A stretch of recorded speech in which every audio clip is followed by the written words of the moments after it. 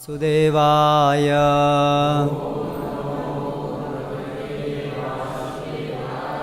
ओम नमो भगवते वासुदेवाय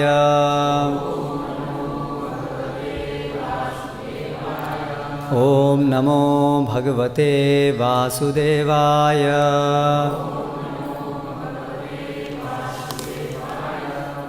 श्रीमद्भागवतम स्कंध 1 अध्याय 18 ब्राह्मण बालक द्वारा महाराज परीक्षित को शाप। श्लोक क्रमांक 33। वही लिखा है। अहो अधर्मः पालानां पीवनां बलिभुजां इव स्वामिनी अघम यत् दासानां द्वारपानां शुनाम् इव अहो अधर्मः पालानां पीवनां बलिभुजामिव स्वामिन्यघं यद्दासानां द्वारपानां शुनामिव।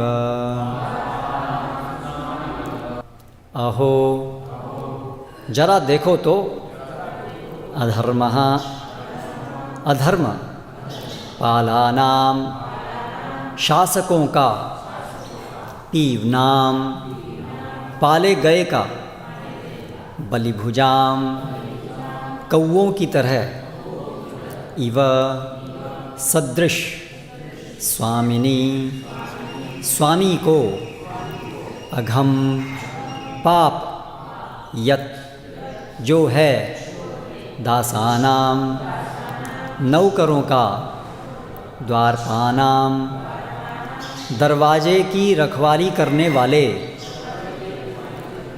शुनाम कुत्ते के इव सदृश। अनुवाद एवं तात्पर्य द्वारा कृष्ण कृपा मूर्ति श्री श्रीमद् अभय चरणारविंद भक्ति वेदांत स्वामी श्रील प्रभुपाद।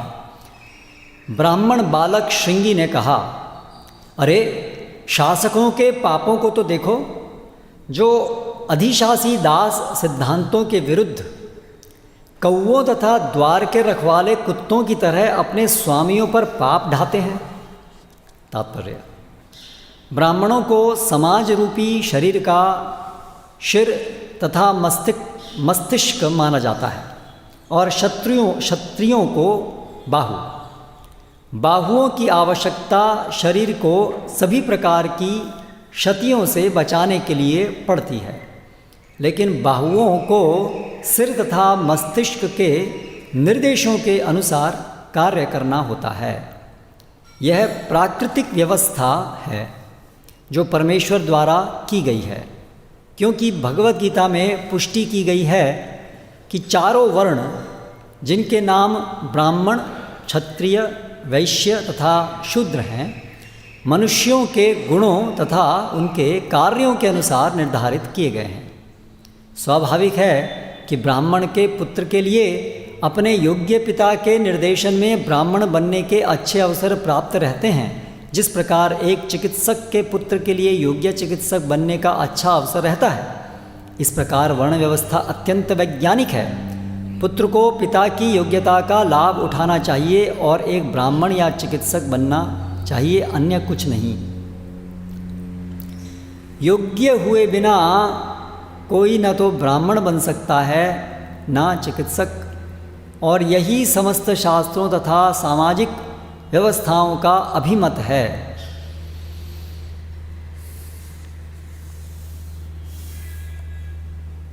यहाँ पर महान ब्राह्मण के योग्य पुत्र श्रृंगी ने जन्म से तथा प्रशिक्षण दोनों से अपेक्षित ब्राह्मण शक्ति प्राप्त कर ली थी, किंतु उसमें संस्कृति का अभाव था, क्योंकि वह अनुभवहीन बालक था। कली के प्रभाव से यह ब्राह्मण बालक अपनी ब्राह्मण शक्ति से गर्वित हो उठा और गलत ढंग से महाराज परीक्षित की तुलना कौओं तथा रखवाले कुत्तों से कर बैठा। राजा निश्चय ही इस अर्थ में राज्य के रखवाले कुत्ते की भांति ही होता है, क्योंकि उसे सीमा की सुरक्षा के लिए उस पर कड़ी निगरानी रखनी पड़ती है, तथापि उसे कुत्ता कहकर संबोधित करना अल्पसभ्य बालक का द्योतक है। इस प्रकार ब्राह्मण शक्ति का पतन तब से प्रारंभ हुआ जब वे संस्कृति के बिना जन्म सिद्ध अधिकार पर बल देने लगे। ब्राह्मण जाति का पतन कलयुग में शुरू हुआ। चूँकि ब्राह्मण समाज व्यवस्था के प्रमुख होते हैं, अतएव समाज के अन्य वर्ण भी पतित होने लगे। ब्राह्मणों के पतन का यह सूत्रपात श्रृंगी के पिता के लिए अत्यधिक पश्चाताप का कारण बना, जैसा कि हम आगे देखेंगे। ओम अज्ञानतिमिरान्धस्य ज्ञानञ्जनशलाकया चक्षुरुन्मीलितं येन तस्मै श्रीगुरवे नमः। श्रीचैतन्यमनोभीष्टं स्थापितं येन भूतले स्वयं रूप कदा मह्यं ददाति स्वपदान्तिकं।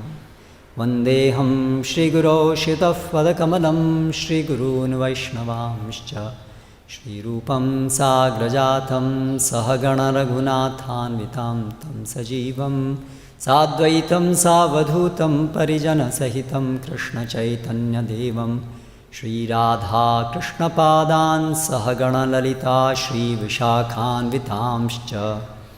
जय श्रीकृष्णचैतन्य प्रभुनित्यानन्द श्री अद्वैतगदाधर श्रीवासादि गौरभक्तवृन्द।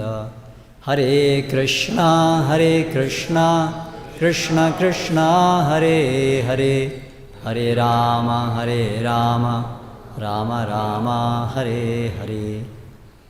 अहो अधर्मः पालानां पीवनां बलिभुजामिव स्वामिन्यघं यद्दासानां द्वारपानां शुनामिव।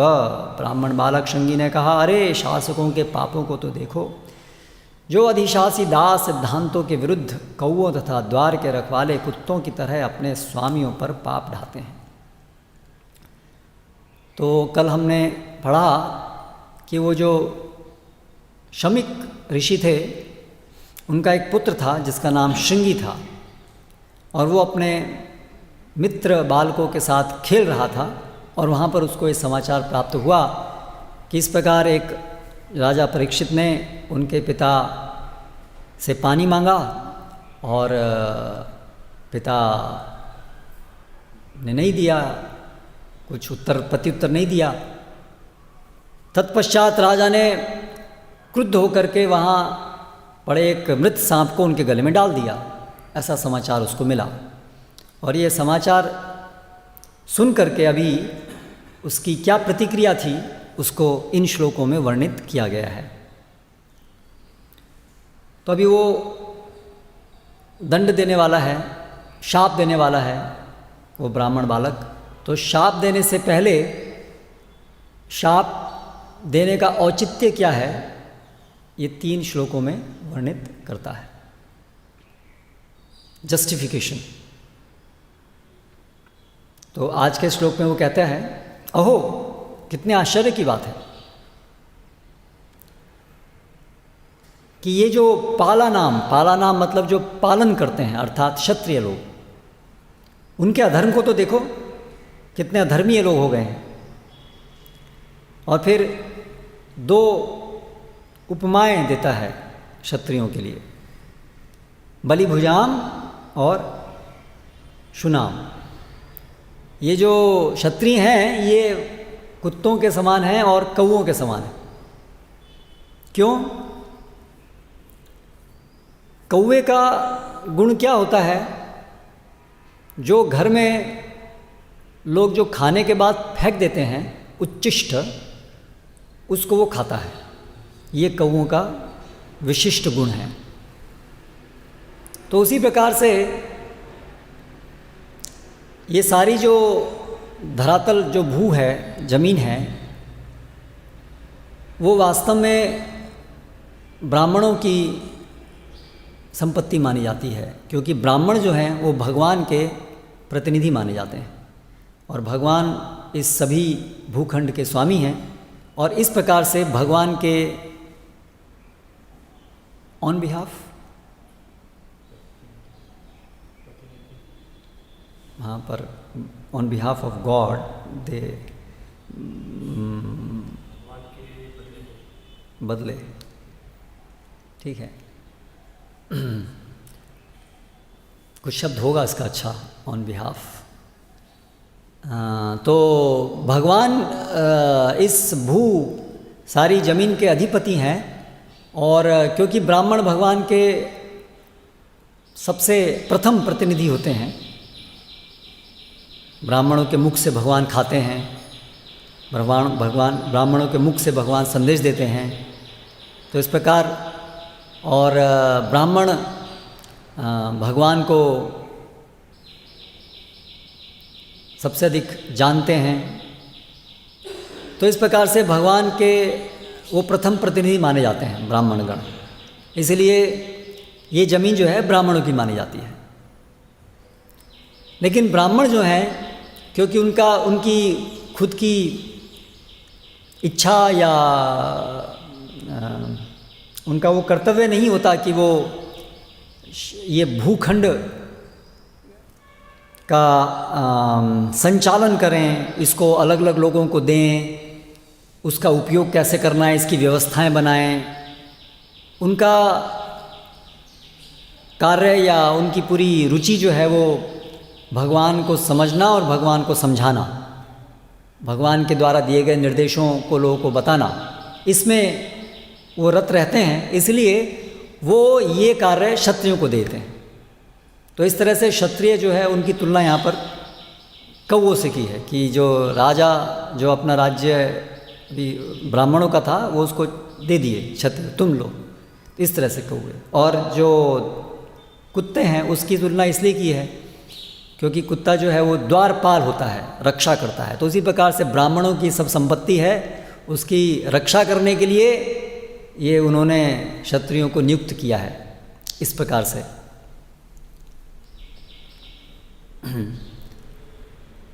और पीवना मतलब मोटे तकड़े, तो हमारा ही खा करके ये मोटे तकड़े हुए हैं और अभी हमारे ऊपर ही अपराध कर रहे हैं, ये तात्पर्य है कहने का। जैसे कोई कुत्ता जो है वो मालिक के ही टुकड़े के ऊपर पले और मोटा तकड़ा हो जाए और फिर मालिक के ऊपर ही आक्रमण कर दे, तो ये इस प्रकार की तुलना यहाँ पर श्रृंगी कर रहे हैं क्षत्रियों के लिए। तो इससे क्या प्रतीत होता है कि शास्त्र का उसको ज्ञान तो बहुत है, ये सब विषय वो जानता है कि ब्राह्मण कैसे भगवान के प्रतिनिधि हैं और कैसे भूखंड सब ब्राह्मणों का है और उसके बाद में फिर क्षत्रियों को मिलता है, ये सब उसको जानकारी है। लेकिन वो जानकारी है किंतु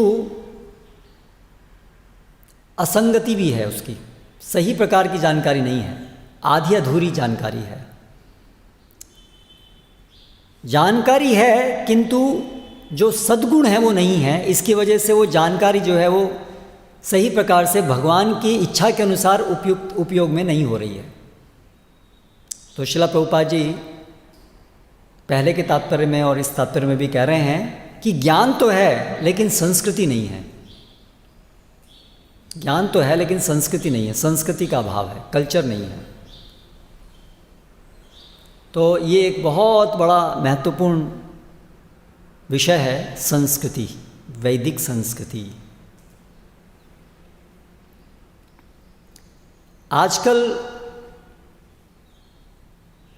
संस्कृति की जब बात आती है तो सामान्यतः हम क्या दिमाग में आता है, लोग क्या सोचते हैं संस्कृति से?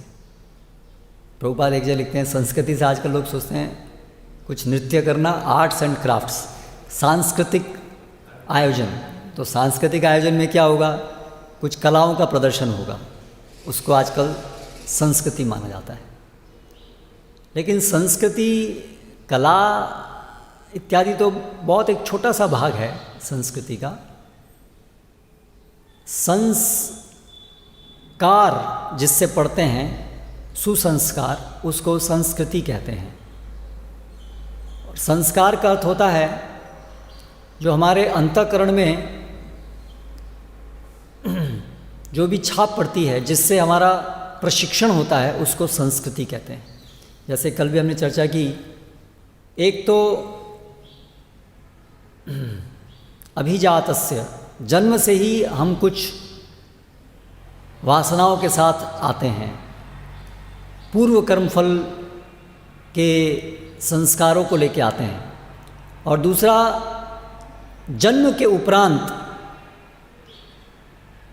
हमारा जो प्रशिक्षण होता है उसके अनुसार ये जो संस्कार हैं वो और अधिक बदलते हैं, निर्मित होते हैं। तो इस प्रकार से हमारा हम सब लोगों का एक स्वभाव निर्मित होता है, उनका दृष्टिकोण निर्मित होता है, उनकी चेतना के गुण विकसित होते हैं और उस चेतना के अनुसार लोग इच्छाएं करते हैं, कार्य करते हैं और फिर उन इच्छाओं कार्य के अनुसार उनका अगला जन्म निर्धारित होता है। और ऐसे बहुत सारे लोग सामूहिक रूप से जो मिलते हैं जिससे समाज बनता है, तो उन सब लोगों का जिस प्रकार की चेतना रहती है, जिस प्रकार के इच्छाएं रहती हैं, जिस प्रकार के कार्य करते हैं, उस प्रकार से पूरे समाज की गति बनती है, निर्धारित होती है।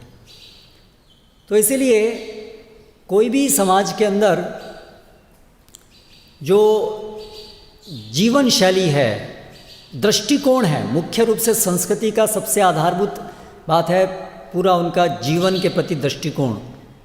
ये फिर जीवन शैली के हर अंग प्रत्यंग को संचालित करता है, दृष्टिकोण। चाहे वो उस समाज के लोगों का पहनावा हो, चाहे वो उस समाज के लोगों का एक दूसरे से परस्पर बात करने का तरीका हो, चाहे वो उस समाज के लोगों का जीविकोपार्जन करने का तरीका हो, हर चीज़ उससे फिर प्रभावित होती है जो उस समाज के लोगों का जीवन के प्रति एक दृष्टिकोण होता है।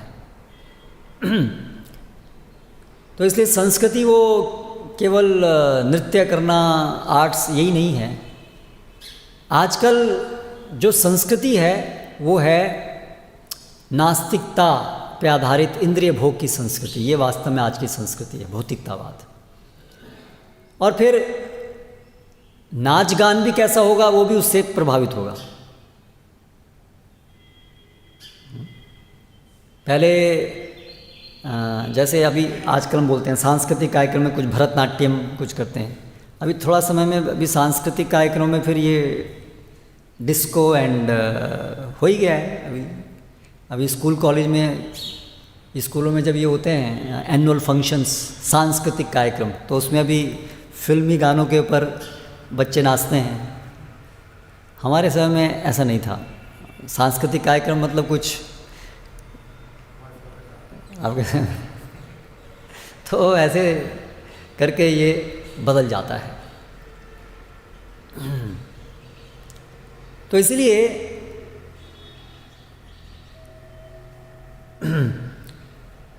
अगर कोई भी समाज को किसी दिशा में ले जाना है या समाज कोई भी दिशा में जा रहा होता है तो वो उसकी जो पूरी ये संस्कृति है उसका उसको बहुत प्रभाव पड़ता है हर चीज़ का, क्योंकि हर वस्तु जो है वो 3 गुणों से निर्मित होती है और हम जिस चीज़ का संग करते हैं उसका प्रभाव हम पे पड़ता है।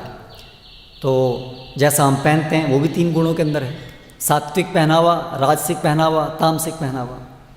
हमारे बात करने का तरीका वो भी 3 प्रकार का है, सात्विक, राजसिक, तामसिक, हर चीज़।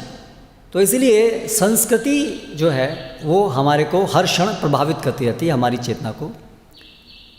और संस्कृति इन टर्न प्रभावित होती है कि पूरे जीवन का दृष्टिकोण क्या है, आधारभूत ज्ञान, जीवन का दृष्टिकोण, हम कौन हैं, यहाँ से शुरू होता है।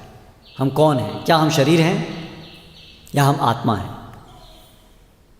जब यही सबसे आधारभूत चीज़ गड़बड़ है तो यानी कि बिल्कुल हमारा फंडामेंटल बेस गड़बड़ हो गया। फिर उसके ऊपर की जितनी भी चीज़ें होंगी वो सब गलत ही होंगी।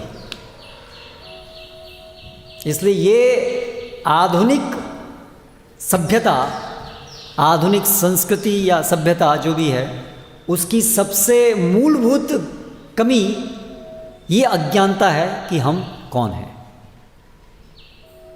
वो ये सोचते हैं कि हम शरीर हैं, और हम शरीर हैं, इसके आधार पर संस्कृति टिकी है। आधुनिक संस्कृति इस आधार पर चल रही है।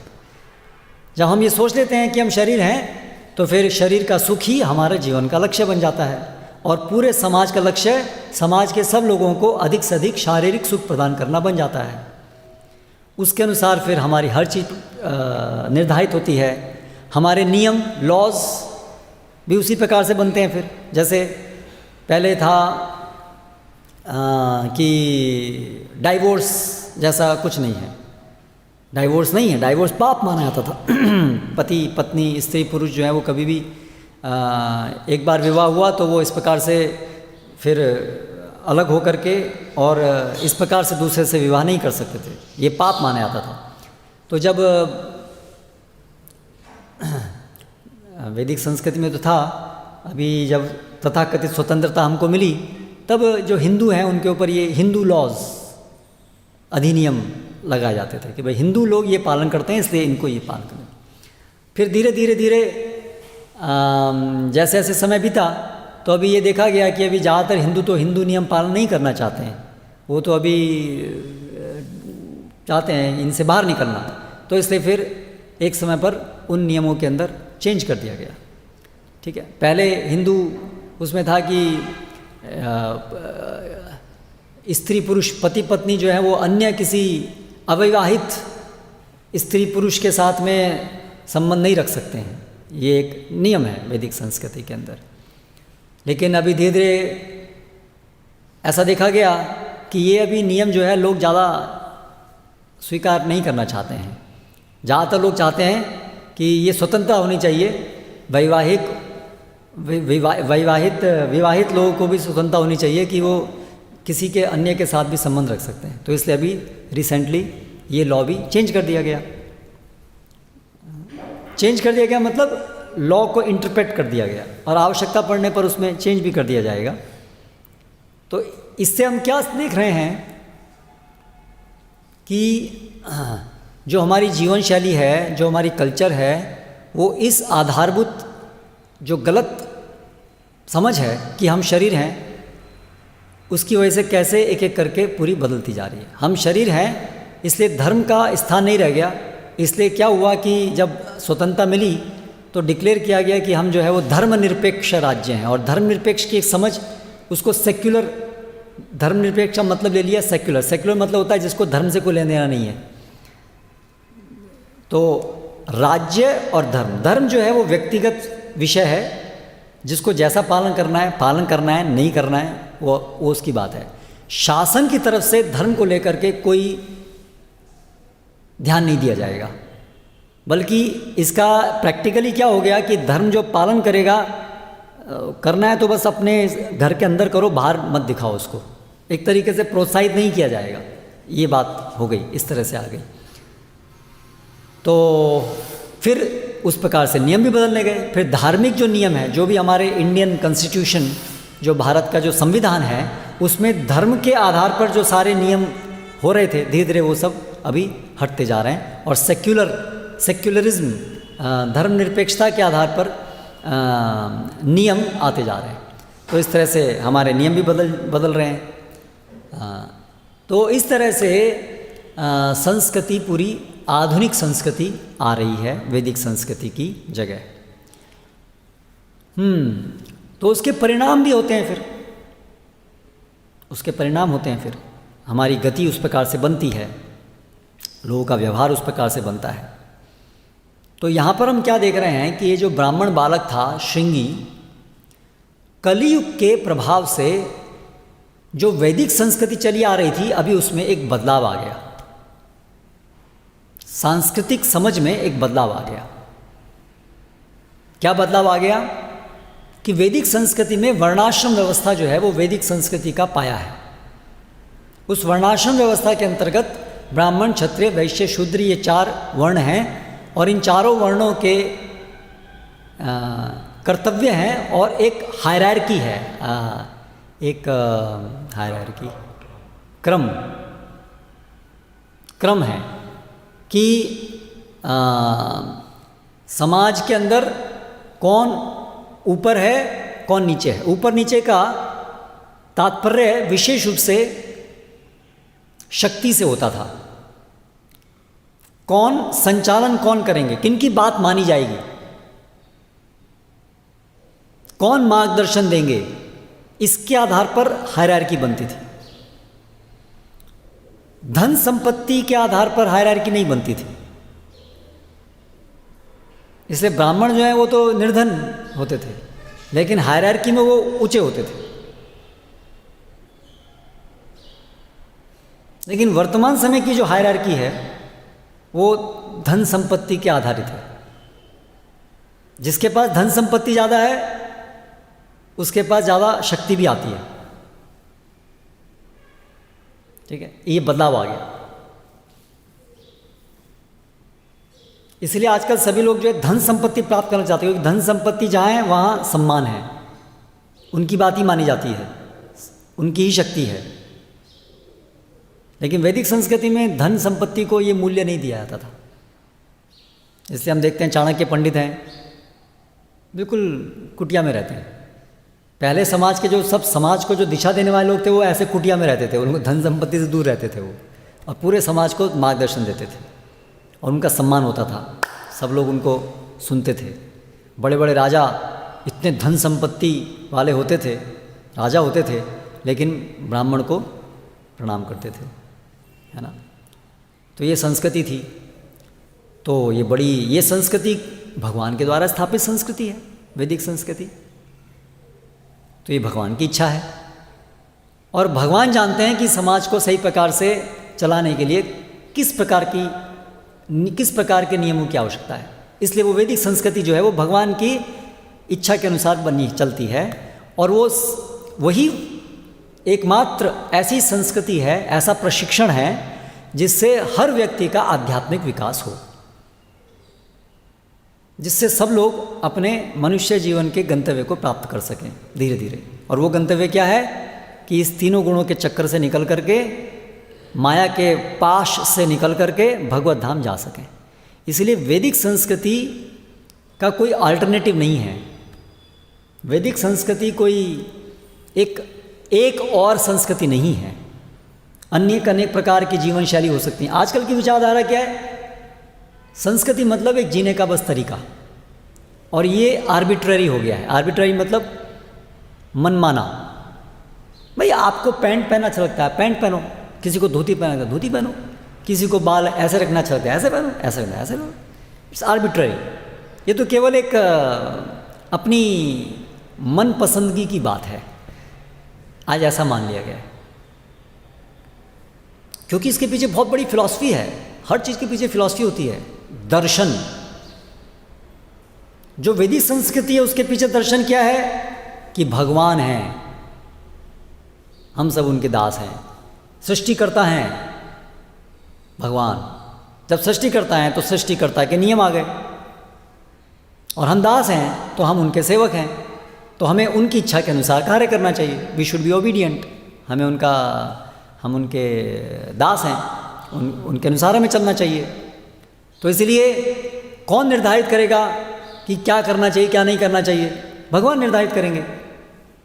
इसलिए बिल्कुल कठोर नियम आ गए, ये करना है ये नहीं करना है, क्या गलत है क्या सही है, पहचान कहाँ से होगी? भगवान से होगी, क्योंकि वो हैं सृष्टिकर्ता। ठीक है। लेकिन आधुनिक जो जीवन शैली है, जो समय है, उसमें जो अंडरलाइंग फिलॉसफी है, उसके दर्शन जो है वो क्या है? प्रवृत्तिम चा निवृत्तिम चा जनाना विदुरासरा। नहीं उसके बाद का श्लोक, असत्यम अप्रतिष्ठम ते जगत आहुर अनीश्वरम। असत्यम अप्रतिष्ठम जगत आहु अनीश्वरम। इस जगत का कोई ईश्वर नहीं है। ये जगत जो है इसमें कोई मूलभूत सत्य कुछ नहीं है। सभी कुछ सापेक्ष सत्य है। जो एक व्यक्ति के लिए सत्य कुछ है, एक व्यक्ति के लिए कुछ है, सभी के लिए एक सत्य नहीं है। ठीक है। अपरस्पर संभूतम किमन्यत काम हेतुकम। केवल शरीर ही सब कुछ है और शरीर का इंद्रिय भोग ही सब कुछ है, क्योंकि कोई इस जगत से परे, भौतिक जगत से परे तत्व कोई नहीं है। इसलिए एकमात्र जो है वो यही है जो भी कुछ है, और वो सब अनित्य है, इसलिए इसमें जितना जो भोग कर से करो, बाकी ऐसा कोई नित्य जीवन, नित्य तथ्य कोई नहीं है। तो ये आज के समाज की आधारभूत विचारधारा है। तो इसके लिए, इसकी वजह से क्या विचार बना कि कोई भी परम सत्य नहीं है, तो कोई भी ऐसी चीज़ नहीं है कि ये टॉप पर है, इसकी बात माननी है, ऐसा कोई है ही नहीं, क्योंकि भगवान नहीं है, टॉप पर कोई नहीं है ना। सब व्यक्ति इक्वल है, सब बराबर है। इसलिए अल्टीमेटली कोई हायरार्की नहीं है, ये क्रम ऊपर नीचे कोई नहीं है। इसे इगैलिटेरियन आइडिया आ गया, सब समान है ना, सब समान है, कोई बड़ा कोई नीचा नहीं है। बड़ा नीचा टेम्परेरी हो सकता है, किसी को आज ज़्यादा ज्ञान है इसलिए थोड़ा चलो ठीक है, उसकी बात मान लो, उसको क्या ज्ञान ले लो, लेकिन ज्ञान लेके आप भी उसके बराबर हो सकते हो। इसलिए कोई किसी के बराबर हो सकता है, कोई कॉन्स्टिट्यूशनली कोई ऊंचा नीचा नहीं है, सब बराबर है, और सब अंत में केमिकल हैं, इसलिए सब बराबर हैं सब निर्जीव हैं, इसलिए कोई ऊपर नीचे है ही नहीं। हाँ, तो इसलिए इस विचारधारा के तहत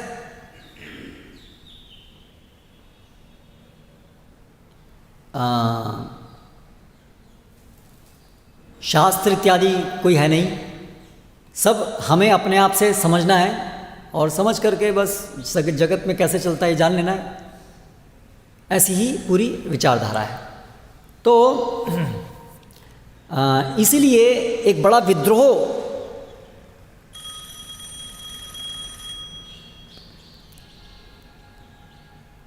एक विद्रोह की भावना आजकल के लोगों में है कि ये जो पहले के समाज में ब्राह्मण ऊपर माने जाते थे, सब उनकी ऐसे पूजा करते थे, सन्यासी हैं, ये सब शोषण करने के लिए था, ऐसी उनकी विचारधारा आज बन गई है।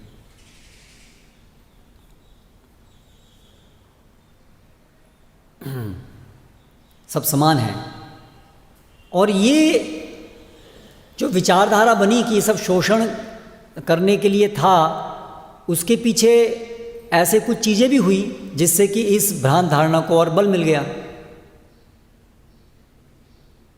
तो वो कैसे शुरू हुआ, ये वर्णाश्रम का ह्रास होना, वो इतिहास हमें यहाँ से मिलता है।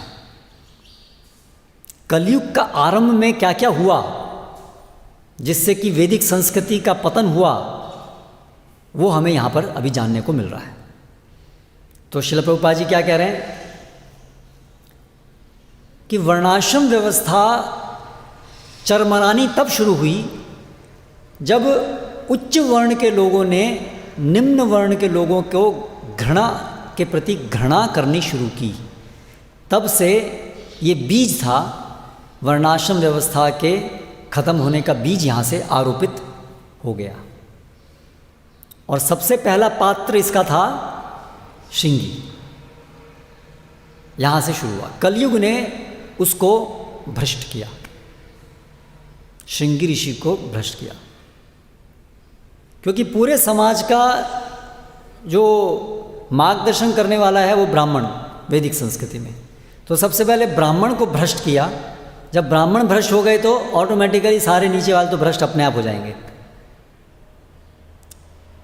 जैसे भगवान बताते हैं ना कलयुग भगवद गीता के अंदर कि इन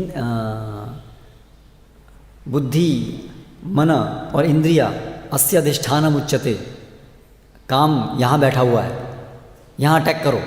तो उसी प्रकार से कलियुग ने, कलि पुरुष ने ब्राह्मण को अटैक किया कि पहले इसको भ्रष्ट कर दो, जब ये भ्रष्ट हो जाएगा तो धीरे धीरे सब भ्रष्ट हो जाएंगे। तो ऐसे करके सब वर्ण भ्रष्ट हो गए। तो सबसे पहले भ्रष्टता क्या आई, कली के प्रभाव से गर्व होना, ये था भ्रष्ट होने का शुभारंभ। अंग्रेजी में कहावत भी है ना, प्राइड कम्स बिफोर फॉल, है ना, प्राइड प्रिसीड्स फॉल।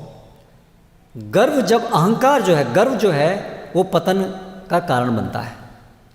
इसलिए कलियुग ने क्या किया, ब्राह्मण को ब्राह्मण के ही गुण के ऊपर गर्व होना सिखा दिया। अभी प्रभुपाद लिख रहे हैं कि परीक्षित महाराज के अच्छी व्यवस्था के कारण गुरुकुल अच्छे चल रहे हैं, ब्राह्मण अपना कार्य अच्छे से कर पा रहे हैं। इसकी वजह से क्या था कि वो एक छोटे से बालक के अंदर ब्राह्मण के गुण उपस्थित थे। ब्राह्मण, उसके अंदर ब्रह्म तेज था, उसके अंदर ब्रह्म तेज था, है ना, उसके अंदर ज्ञान था, उसके अंदर ब्रह्म तेज था, इतने शक्ति थी उसके अंदर कि उसने जो है वो इतने बड़े सम्राट को शाप दे सकता था। तो ब्रह्म तेज में क्या होता है, उनके वचन हमेशा सत्य होते हैं, उनके मुख से जो निकलता है वो सत्य ही होता है। इसका अर्थ ये है कि वो इतने शुद्ध चित्त के होते हैं कि जो भी वो सोचते हैं वो सत्य ही होता है, इतना शुद्ध चित्त होता है उनका। जैसे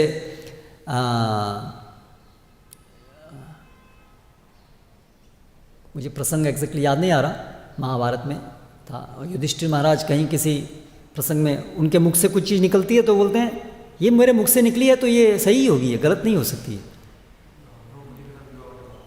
हाँ हाँ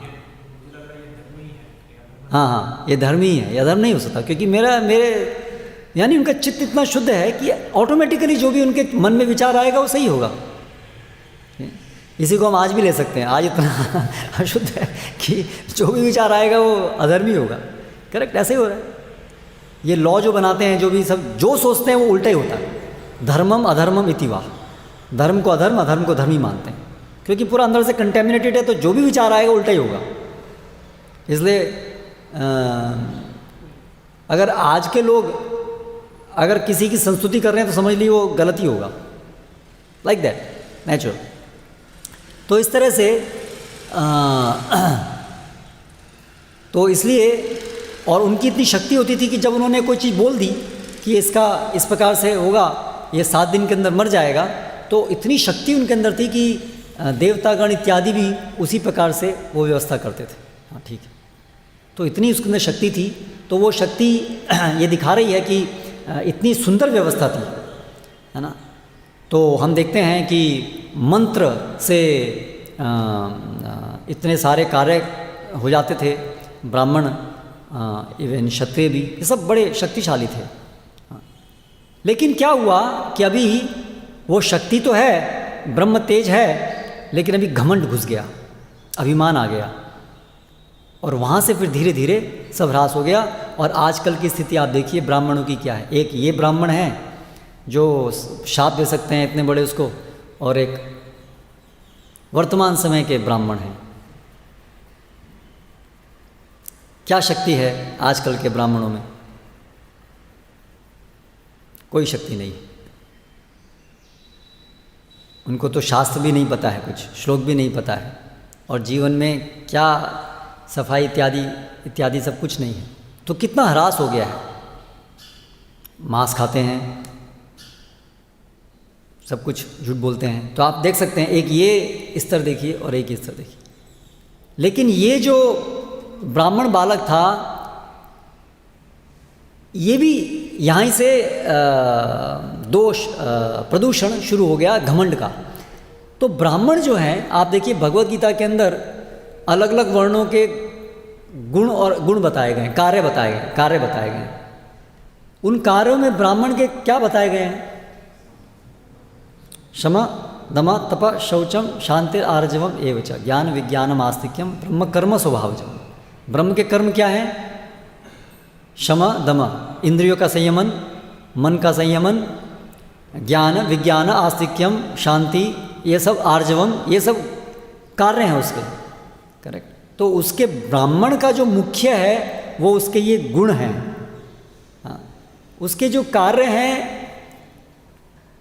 ऑफ कोर्स पठन पाठन यजन याजन दान प्रतिग्रह, ये उसके कार्य हैं। पर ब्राह्मण के लिए मुख्य जो है वो उसके ये गुण हैं।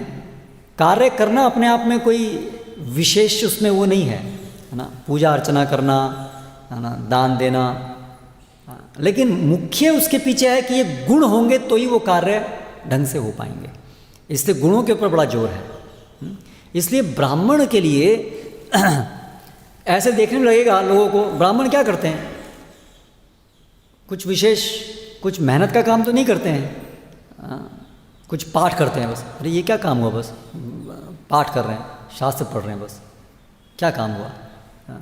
या कुछ शास्त्र पढ़ा रहे हैं। आजकल के लोगों को तो शास्त्र पढ़ाना ही बेकार का काम लगता है।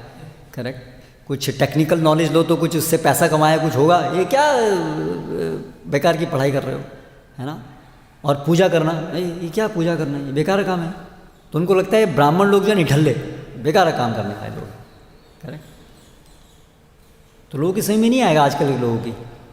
लेकिन वैदिक संस्कृति में ब्राह्मण को पूजा जाता था उनके गुणों के कारण। उनके अंदर इंद्रिय संयमन है, उनके अंदर ये सब गुण हैं, आस्तिकता है। इससे क्या होगा, वो शास्त्र को समझ पाएंगे, ब्रह्म क्या है, भगवान कौन है, इसको समझ पाएंगे। क्योंकि भगवान को समझने के लिए ये गुण जरूरी हैं, और ये गुण ब्राह्मणों के अंदर अधिक सर्वाधिक मात्रा में उपस्थित हैं। इसलिए वो भगवान को समझ सकते हैं, इसलिए वो भगवान को समझा सकते हैं, इसलिए वो संसार कैसे चलना चाहिए भगवान के अनुसार वो ब्राह्मण जान सकते हैं, इसलिए वो सबको मार्गदर्शन दे सकते हैं। ये कनेक्शन है।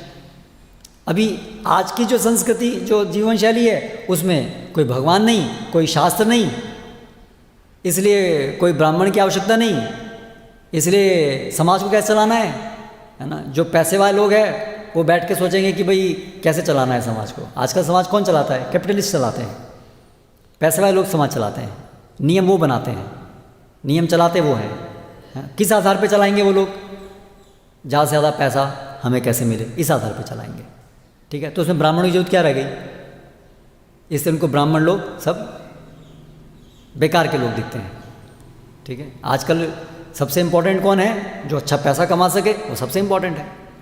तो आप देखिए इस तरह से पूरी कैसे संस्कृति बदल जाती है, वैल्यूज़ बदल जाती हैं, सब कुछ बदल जाता है। तो ये सब ह्रास शुरू हुआ कि जब ब्राह्मण को गर्व हो गया। तो इसीलिए पहले ये वैदिक संस्कृति के अंदर भगवान जैसे बताते हैं, चातुर्वर्णम मया सृष्टम गुण कर्म विभागशः। ये वर्ण जो है गुण कर्म के आधार पर हैं, जन्म के आधार पर नहीं हैं।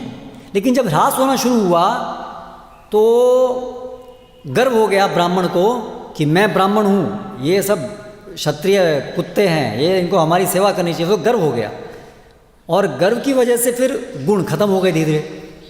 ब्राह्मण के अंदर गुण धीरे धीरे खत्म होने लगे, और अभी गुण तो बचे नहीं, लेकिन घमंड है और शोषण करने की प्रवृत्ति आ गई। तो उसके लिए क्या जरूरी हो गया कि जन्म के आधार पर सुनिश्चित करना अभी जरूरी हो गया, क्योंकि उसी के आधार पर अभी अपना वर्चस्व बना के रखा जा सकता है ना। इसलिए धीरे धीरे गुण कर्म की जगह जन्म के आधार पर निश्चित हो गया। ये निश्चित कर दिया, भाई देखो हमारा जन्म, हम ब्राह्मण परिवार में, हम ब्राह्मण हैं, तुम ब्राह्मण कभी नहीं बन सकते। फिर जब हमारा जन्म से हो गया तो गुणों की आवश्यकता ही नहीं है। करेक्ट।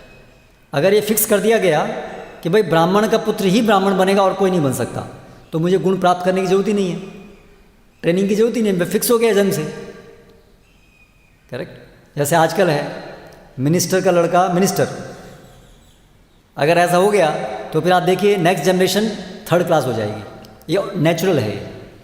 जहाँ पर आपने फिक्स किया कि इसका लड़का, इंदिरा गांधी, राजीव गांधी, तो आते आते वो बेकार हो ही जाएंगे।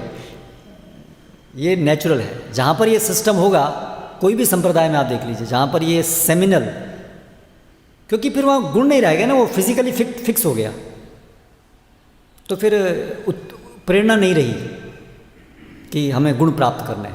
गुण प्राप्त करने की जरूरत क्या है। जैसे एक अमीर बाप होता है, एक दो जनरेशन के बाद में वो भ्रष्ट हो जाते हैं, नॉर्मल टेंडेंसी है। अगर पिता जो है बच्चे को संपत्ति ऐसे दे दे, बेटे मैंने तेरा कमाई, तुझे कुछ कमाने की जरूरत नहीं है, मेरे पास कमाया हुआ है ना, तो वो बच्चा जो है भ्रष्ट हो ही जाएगा वो। करेक्ट। क्योंकि उसको पता है मुझे क्या करना है, पिताजी ने कमा के रखा है, तो बिगड़ जाएगा। लेकिन अगर पिता बोले देख तेरे को अपनी संपत्ति अपने आप कमानी है, कुछ नहीं दूंगा मैं, तो सब ठीक चलेगा। लेकिन ऐसा कोई पिता करता नहीं है, वो तो कमाते इसलिए हैं बच्चे के लिए, बच्चे को कुछ कमाना नहीं पड़े, तो वो बच्चे को बिगाड़ने की का फार्मूला है। अगर बच्चे को बिगाड़ना है तो उसको लाड प्यार करो, उसको कमा के दे दो, अपना आप बिगड़ जाएगा वो। ठीक है। तो उसी प्रकार से ये है कि ब्राह्मण का बच्चा ब्राह्मण, क्षत्रिय का बच्चा क्षत्रिय, ऐसा बनाएंगे तो बिगड़ जाए। ऐसा ही हुआ है ना। तो इसलिए आप देखिए भगवान ने जो सब बनाया है वो बिल्कुल वैज्ञानिक, ये भगवान है। हम उसमें अगर छेड़खानी करेंगे तो गड़बड़ हो जाएगी। तो इस तरह से हमें गुणों के ऊपर ध्यान देना है। ठीक है, ब्राह्मण का बच्चा ब्राह्मण है, बहुत अच्छी बात है, वो ब्राह्मण होने के उसके पास बहुत अच्छे अवसर हैं, तो इस तरह से उसका उपयोग होना चाहिए। इसलिए सामान्य रूप से ऐसा होता था कि ब्राह्मण का बच्चा गुणों से भी ब्राह्मण ट्रेन हो जाता था। जन्म से भी ऐसा होता था, जन्म से मतलब ऐसी ही आत्मा को जन्म मिलता था जो ब्राह्मण के लिए ट्रेनिंग के लिए उपयुक्त है, और फिर ट्रेनिंग भी अच्छी होती थी, जिससे कि सामान्य रूप से ऐसा होता था। लेकिन अगर इसको नियम बना दिया जाए कि ऐसा ही होगा तो हो गई गड़बड़, तो फिर ब्राह्मण का वो सब गुण खत्म हो गए। और इसलिए जो हमारी पूरी हम देखते हैं वैदिक संस्कृति में परंपराएं के बाद परंपराएं चली आती थी। ब्राह्मण के घर में ब्राह्मण जन्म लिए जा रहे हैं, क्षत्रिय के घर में क्षत्रिय आए जा रहे हैं। तो ये अच्छा है ऐसा हो जाए तो फिर हर बार सोचना नहीं पड़ेगा। किसी का बच्चा हो, अभी उसको 10 साल तक सोचते रहो ये है कौन, ये ब्राह्मण है, क्षत्रिय, वैश्य, शूद्र है, इतने में टाइम निकल गया पूरा देखते देखते। तो ये बहुत खराब सिस्टम है ये, अगर हमें देखना पड़े। लेकिन उसका मतलब ये नहीं है कि जन्म से फिक्स कर दिया जाए जब गुण ही नहीं है तो।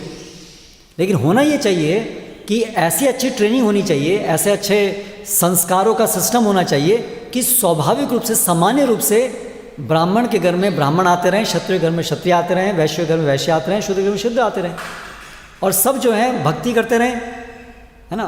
क्योंकि मेन तो वो है, चाहे शूद्र हो चाहे ब्राह्मण, उससे फ़र्क क्या पड़ता है। आप भक्ति करो, भगवत धाम जाओ, बस खत्म हो गई कहानी, सरल हो गया सामाजिक संरचना, है ना। लेकिन आजकल तो सबके लिए बड़ा प्रश्न है, क्या बनेगा भाई, 30 साल तक पता नहीं चलता क्या बनेगा सब कन्फ्यूजन में है, और जो भी बनेगा इंद्रिय भोगी, शराबी और ये उचक्का ही बनेगा, और कुछ तो नहीं बनेगा। तो ये वैदिक संस्कृति के राज से ऐसा सब हो गया है।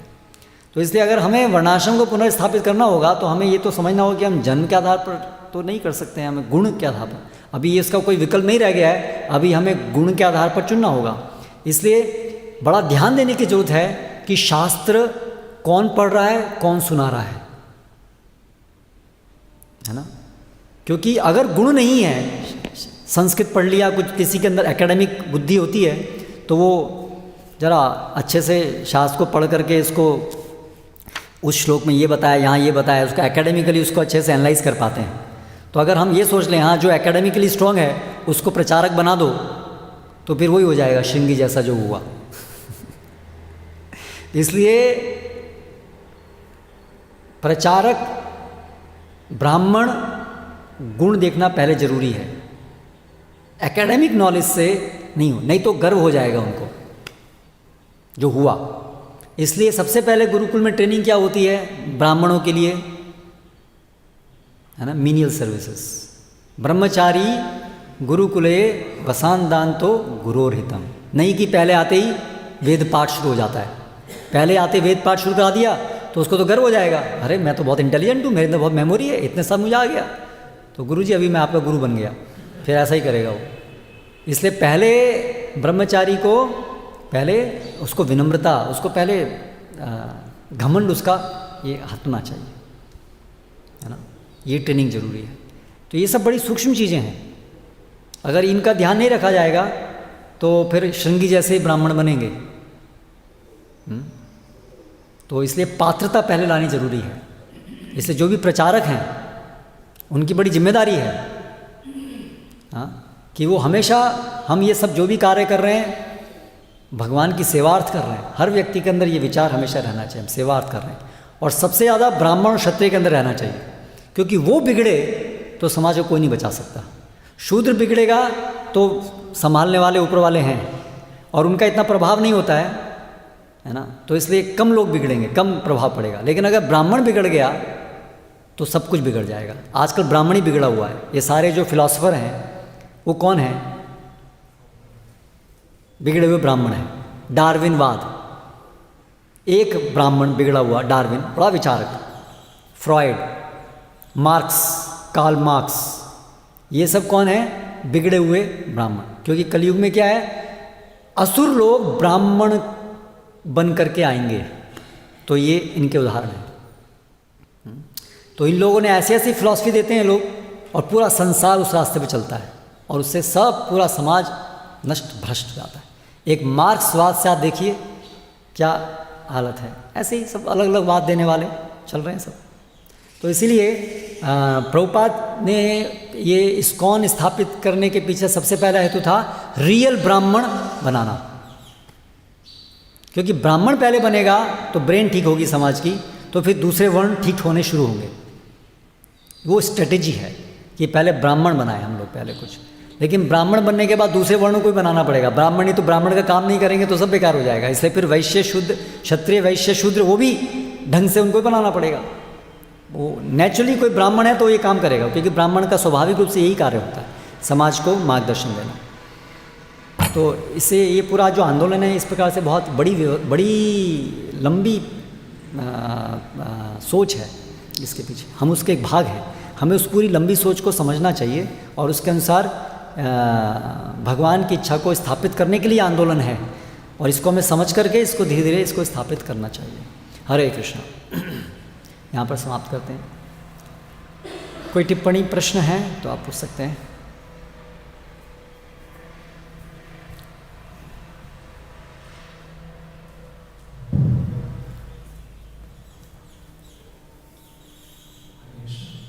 संस्कृति के बारे में बताया ऐसा, तो वैदिक संस्कृति के अंदर भी संस्कृति सब वर्ण की कॉमन थी या फिर इसमें कुछ हायरार्की थी ऐसा? नहीं, हायरार्की होना तो संस्कृति का भाग है ना।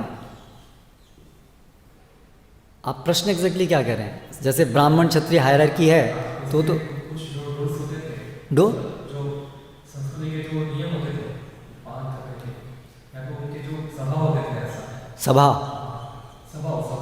स्वभाव, तो उसमें क्या क्रम था उसमें?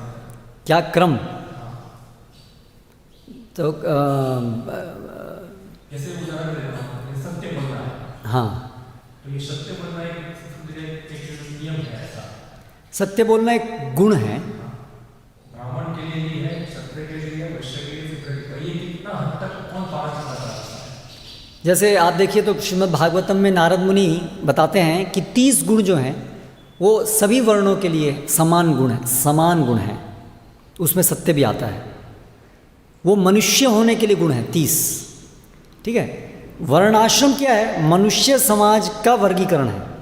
तो पहले तो मनुष्य होने के लिए जो नियम चाहिए वो सब में होने चाहिए। फिर उन सब गुणों के अतिरिक्त एक वर्ण में कुछ विशिष्ट गुण होने चाहिए, और सामान्य गुण में भी कुछ गुण विशेष रूप से होने चाहिए। इससे वर्ण बनता है। जैसे ब्राह्मण है तो ब्राह्मण के अंदर आर्जवम, सत्यता का गुण विशेष रूप से होना चाहिए। ये गुण सब में तो होना ही चाहिए, पर उसमें तो विशेष रूप से होना चाहिए, है ना। उसकी जो सत्यता की वो पराकाष्ठा पर होगा उसके अंदर, या स्वच्छता का गुण है तो स्वच्छता का गुण शूद्र में भी है, उसके अंदर भी होना चाहिए। लेकिन एक ब्राह्मण की स्वच्छता का स्तर और एक शूद्र की स्वच्छता का स्तर अलग अलग होगा। और कुछ गुण हैं जो केवल उस वर्ण के विशिष्ट गुण हैं। जैसे वीर्य, शौर्यता का जो गुण है वो क्षत्रिय के लिए विशिष्ट गुण है। तो कुछ कुछ गुण विशिष्ट हैं और कुछ कुछ गुण सब में हैं, लेकिन उनमें अधिक मात्रा में है।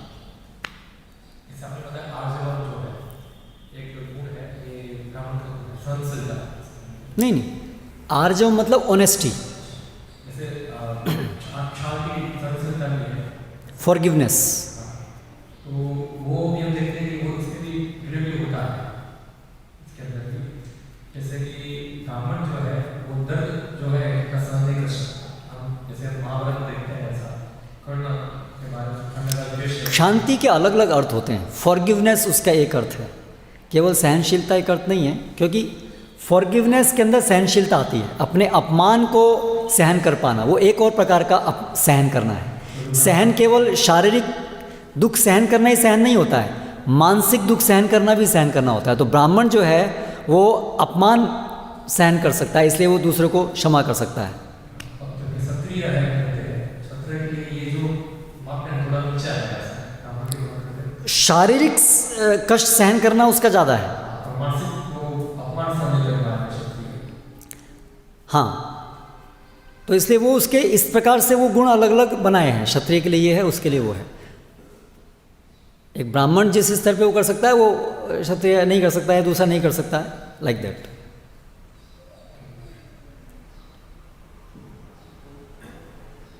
वैदिक कल्चर जो था उस टाइम पे जो ब्राह्मण थे, ब्राह्मण तो उसका आरोप तो एक प्रजा को मतलब ज्ञान देना हो सकता, तो उसका कुछ परंपरा में जो उसके परिवार में जो नीचे आते थे, तो उसका जो प्रॉपर्टी है वो उसका परिवार को जाता था। हाँ, तो प्रॉपर्टी के नियम होते थे। दत्तक कह रहा हूँ, ये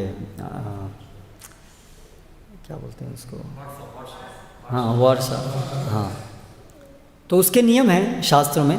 तो उसके अनुसार जो पिता है उसकी संपत्ति अगली किसको जाएगी, तो उसके नियम सबके ऊपर ही लागू होते थे। ब्राह्मण है, क्षत्रिय है, वैश्य है, शूद्र है, सबको उस प्रकार से मिलता था। जैसे पिता की जो संपत्ति है तो वो बड़े पुत्र को जाएगी, और बड़ा पुत्र जो है वो पिता के समान ही बाकी सबके देखभाल करेगा। अगर पुत्र नहीं है कोई तो फिर जो है वो भाई को जाएगी। एक्चुअली जो दाह संस्कार करता है वो उसके संबंधित है।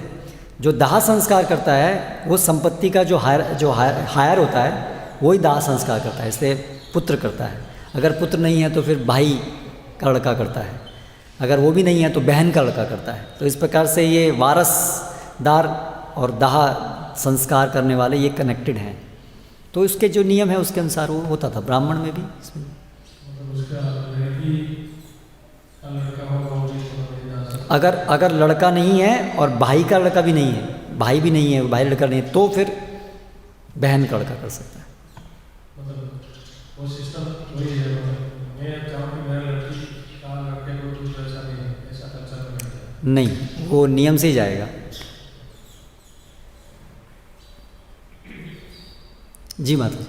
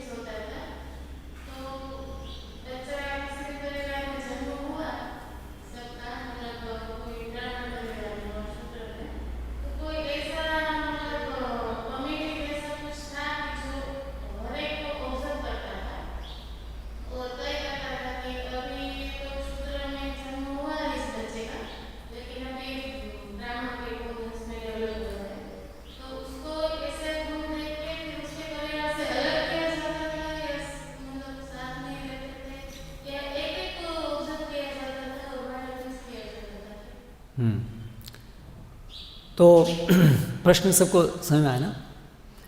तो भक्तिविनोद ठाकुर लिखते हैं कृष्ण संहिता पुस्तक के अंदर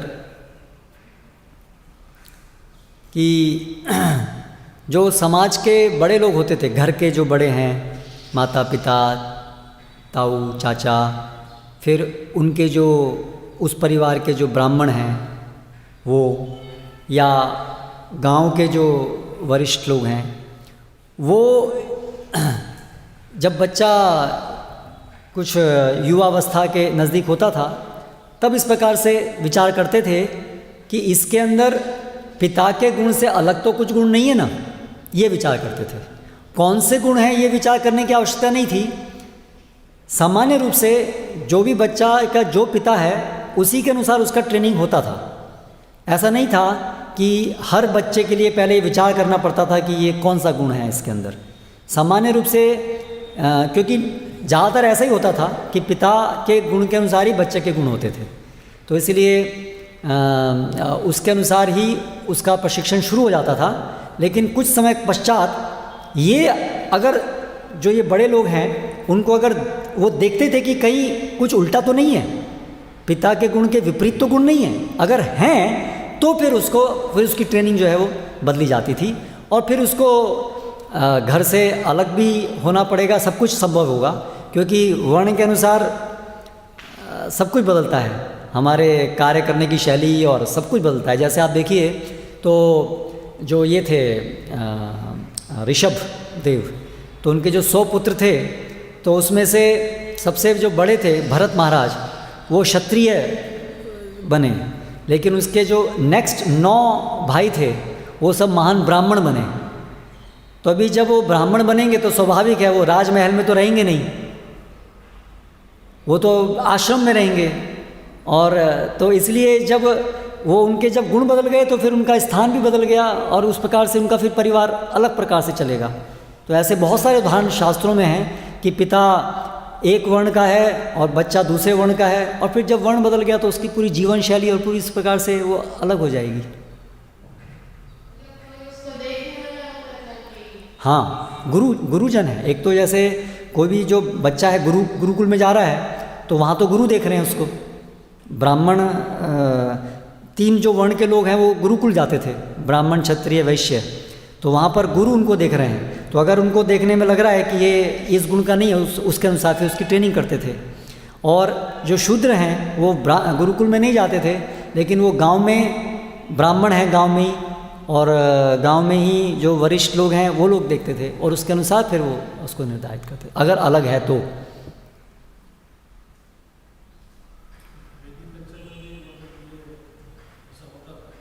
हाँ बिल्कुल,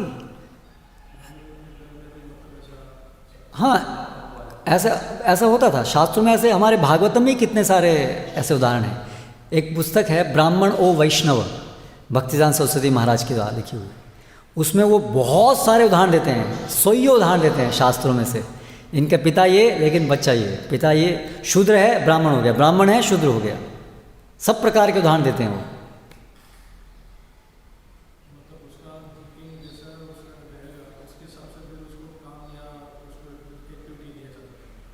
क्या कह रहे हैं?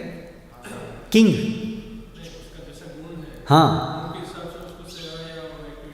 हाँ, उसी प्रकार का ट्रेनिंग, उसी प्रकार कार्य। जैसे मैं आपको उदाहरण दे रहा हूँ, ऋषभ देव, भरत महाराज वो राजा थे ऋषभ, तो उनके भरत महाराज क्षत्रिय, उन्होंने राज्य संभाला, लेकिन 9 निमि जो हैं वो हैं नवयोगेंद्र, सॉरी, जिन्होंने निमि को संदेश दिया, नवयोगेंद्र जो हैं वो उन्हीं के भाई हैं, वो सब महान ब्राह्मण बने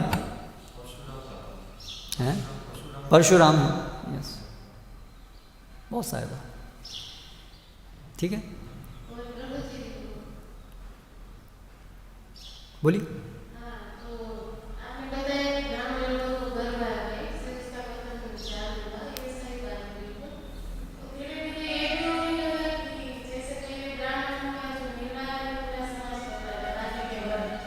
ब्राह्मणों का हाँ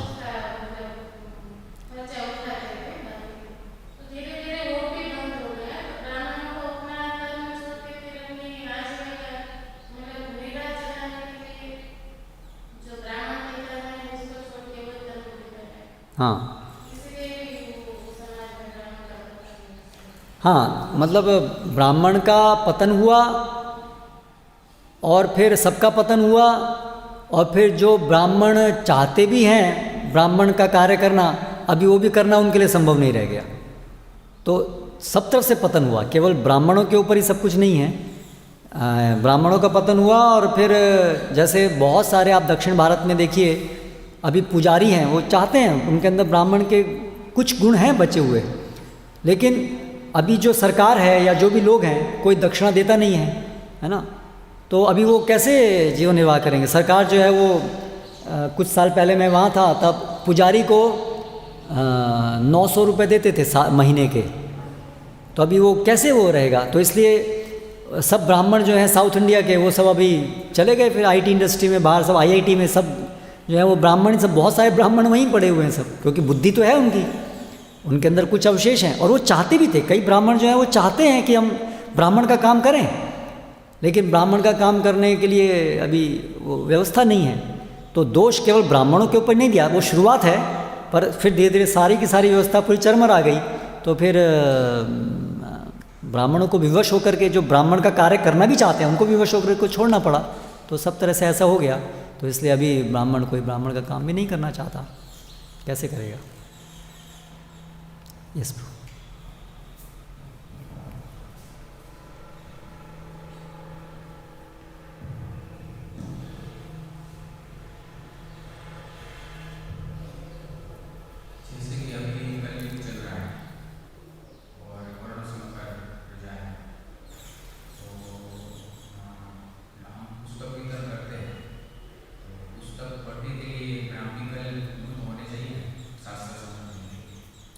मतलब शास्त्र के दो विभाग हैं, एक श्रुति, एक स्मृति। तो स्मृति जो है वो सबके लिए है। तो पुराण है, इवन जो भगवत गीता है, भागवतम है, वो भी पुराण है। तो भगवत गीता महाभारत का भाग है, तो ये सब स्मृति में आता है। तो स्मृति हालांकि पढ़ना जो है वो सब लोग नहीं पढ़ते थे, पहले सुनते थे, लेकिन जो पौराणिक जो पुराण इत्यादि कथा करते थे ब्राह्मण, फिर बाकी लोग उसको सुनते थे। तो अभी ठीक है, आजकल साक्षरता आ गई है, तो इसलिए हम लोग ये भागवतम, भगवत गीता, ये रामायण, ये सब पुस्तक देते हैं। तो सुनने की जगह लोग उसको पढ़ सकते हैं, क्योंकि पढ़ना जो है सुनने का एक विस्तार है। तो इस तरह से ये जो है वो स्मृति है, तो ये सब लोग सुन सकते हैं, इसको पढ़ सकते हैं। लेकिन जो श्रुति है, वेद हैं, तो वो तो पढ़ने को सूत्र रूप में है, बहुत क्लिष्ट है। तो वो तो ब्राह्मण स्वभाव वाले लोग ही उसको पढ़ सकते हैं, समझ सकते हैं। जो आजकल लगभग बहुत न्यूनतम है ऐसे लोग। इवन जो थोड़ा बहुत ब्राह्मण स्वभाव वाले हैं, उनके लिए मुश्किल है वो पढ़ना। तो इसलिए इसलिए आजकल उसका प्रचार हम नहीं कर रहे हैं कि वो वेद पढ़ो, गुरुकुल के अंदर भी। भागवतम, कम से कम ये भागवतम और ये चीज़ें पढ़ो। और भागवतम सबका मोस्ट इम्पॉर्टेंट, सबसे वेदों का सबका सार और सबसे शिरोमणि है वो। तो इसलिए जो बेनिफिट वेदों को पढ़ने से मिलता था वो भी, और उसके ऊपर का बेनिफिट भी भागवतम से है, ऐसा है। ठीक है, ठीक है, तो समाप्त करेंगे। हरे कृष्णा। श्रीमद् भागवतम की जय। श्रील प्रभुपाद की जय।